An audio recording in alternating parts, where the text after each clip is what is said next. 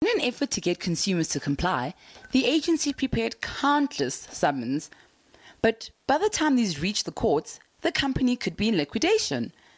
Its business model appears to be shipwrecked. It hit choppy waters in the harsh political seasons of civil society moral activism.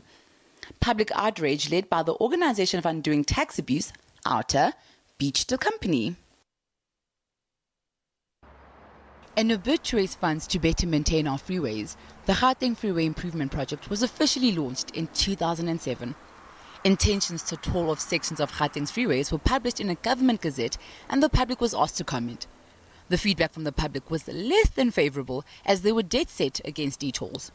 However, SANRAL moved forward with the implementation, dismissing the public's feedback. So the inception of e-tolls was met with resistance. The Organization of Undoing Tax Abuse, OUTA, has led a number of movements. Their mission statement: a prosperous country free from the abuse of authority and governed with efficient use of tax revenue. OUTA applied for urgent interdicts in early 2012 at the North Gauteng High Court in Pretoria against the implementation of e-tolls. Following a tug-and-war for over a year, the organization lost its final appeal in October 2013. The tolls went live 3 months later. Consumers are already hard-pressed, fuel prices continue to climb, food prices are going up, and electricity tariffs are set to go up.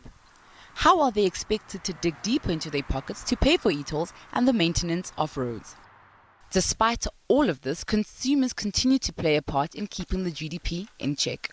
I think it is somewhat encouraging that the consumers were still doing reasonable in that quarter. Of course, we like consumers to be able to spend more, but the fixed investment story was still negative, so another contraction there, and this worries us. It's clear from the latest GDP figures that consumers are still finding it difficult to save and invest.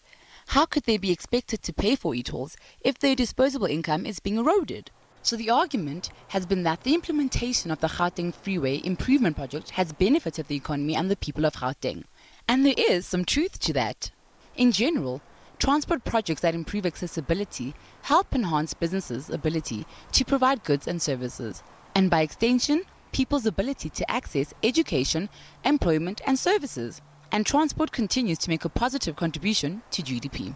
If you see growth in agriculture, that produce has to be transported from place to place. You see growth in manufacturing, it also has to be transported from place to place. So if you see all the other sectors, in actual fact, 6 out of 10 of the sectors, they contributed positively to economic growth in the fourth quarter, which would have meant that the transport sector will also benefit and grow positively. So my expectations will be, going forward, the transport sector will continue to benefit as long as all these other sectors continue to grow. Still, the lack of consideration for the average South African's pocket, who is already strapped for cash, being expected to fork out money to maintain our roads, speaks to a lack of empathy. Well, the hourglass marking time on SANRAL survival also tells the moral limits of markets.